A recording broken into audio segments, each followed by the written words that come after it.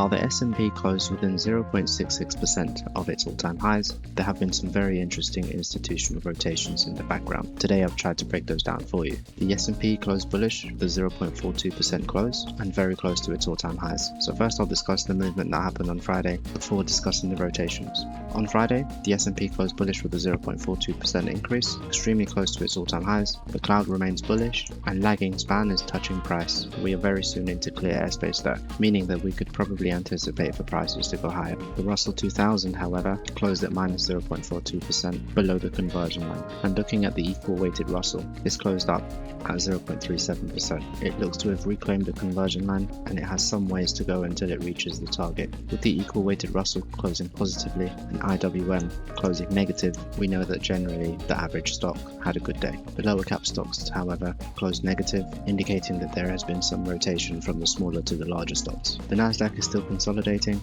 It has a decision to make on whether this is a bullish or a bearish consolidation. It closed positive at 0.31%. Lagging span is below price, but price is above the cloud, the baseline and the conversion line, and it has already met its target. On Friday, the S&P outperformed the Nasdaq, and this was due to software, closing at minus 1.57%. This is still in the turbulent zone, with lagging span below price, and the cloud being bearish. Semiconductors closed positive, however today's move was negligible, as it was a 0.06% move. We can anticipate a ranging market, and we have overhead resistance in the conversion line, the baseline, and these highs here. The MAGs had another positive day, closing bullish with a 1.38% move. It looks to have broken out of this consolidation here. This as an ETF is still within a no trade zone, so for now the MAGs is winning the tug of war. The move in the MAGs for the most part was due to Meta, as it released the report that lauded the company's strategic pivot, which covers Meta's attempts at rebuilding Meta's AI organization from scratch. The company's efforts are beginning to bear fruit,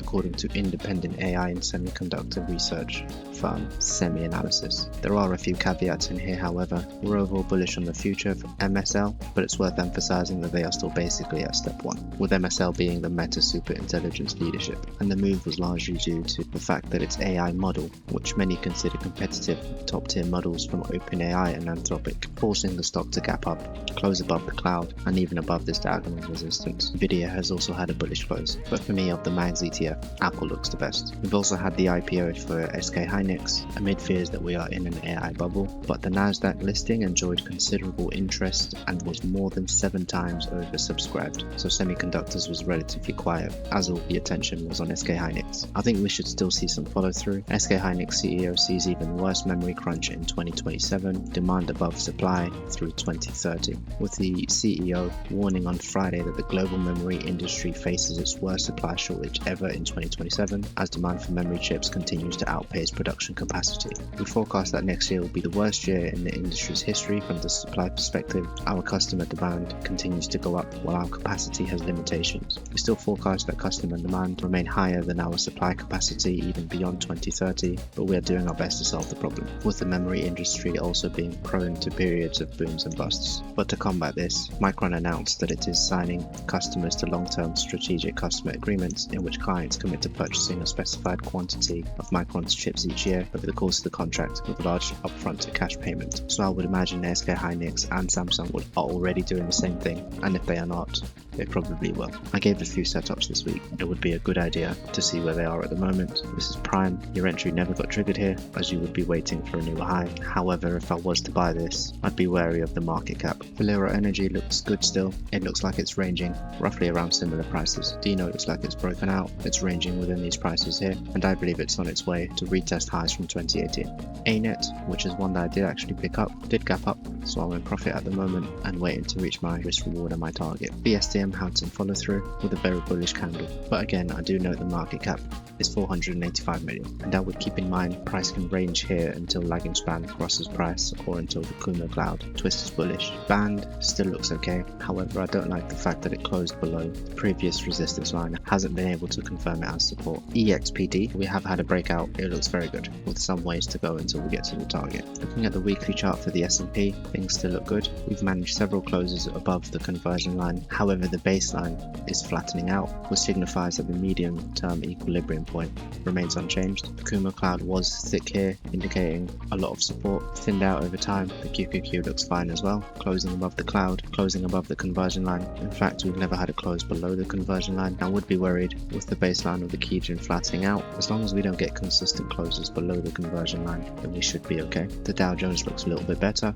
We've got everything pointing up, the Kijun, the Tenkan line, and both lines on the cloud. However, there is some distance between price and the conversion line. This can go on for some time. Every now and again, price may come back and retest the conversion line. The IWM, the small cap stocks, really looks like it's flattening out. We've got the conversion line, the baseline, and the cloud in the future, all looking completely flat, indicating that we might be looking at consolidating before we see another move. And finally, the Russell, where everything is bullish, lagging span is above price. We're above the conversion line, the baseline, and the cloud, and the Tenkan and the Kijun lines are still both pointing up. My ETF screener produced a few new results. However, these are the ones that we've been discussing. Biotech looks like it is consolidating for now. It does need a breather. We've been going up pretty much vertical for a while. Doesn't mean that it's necessarily bearish. However, we have made it extremely close to the target in a very limited amount of time. And this comes on the back of biotech mergers and acquisitions on track for best year since pre-COVID, which comes despite an interest rate environment that has turned for the worse following the Iran war and inflationary impacts. And we're seeing its strongest year since the pre-pandemic peak 7 years ago. So the industry still looks strong. However, I would start to take caution around these levels. Jets still look good to me,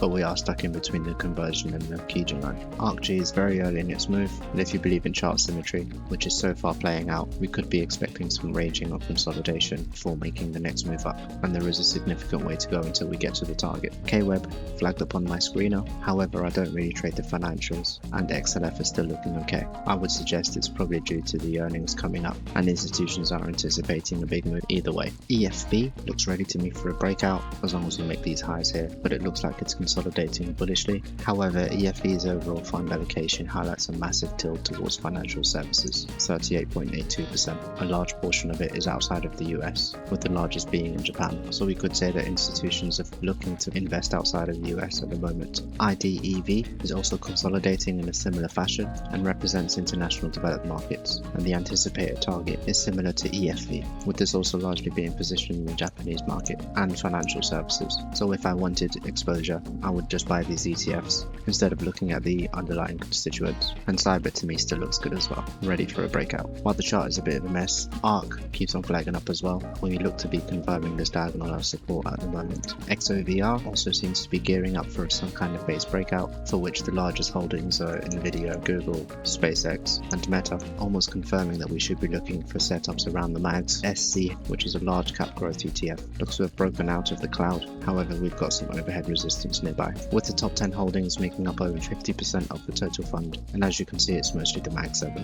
Our screener also flagged the BITO ETF. As you can see, there's a huge volume here, which we have not seen before, which is a very good sign for Bitcoin. It could be a sign of a temporary bottom being in. However, again, I would wait for a close above the cloud for confirmation. I'll also quickly just run through some setups. I've got some individual stock screeners as well, so there are plenty of opportunities at the moment. We've got ALGM, which might be a decent opportunity if it can close above the Kijun, and it's recently made all-time highs. MXL, which is up over 500% since March, looks to be consolidating around these levels here. I would wait for a new high. PSX looks like it's attempting a breakout with a decent target ahead, and has been consolidating in a bullish fashion for a while. Philip Morris looks to be consolidating around these levels. Bit of a difficult trade though, as it has teased breakouts on multiple occasions. CHRW looks to be breaking out of a diagonal. There's Unity Software as well. I flagged it as purple as it's part of the ARK ETF. Has a decent move in it, supported by low volume at these levels here. NET, which is a part of the Cyber ETF, has a decent move in it, is again teasing a breakout, and has very recently made all-time highs.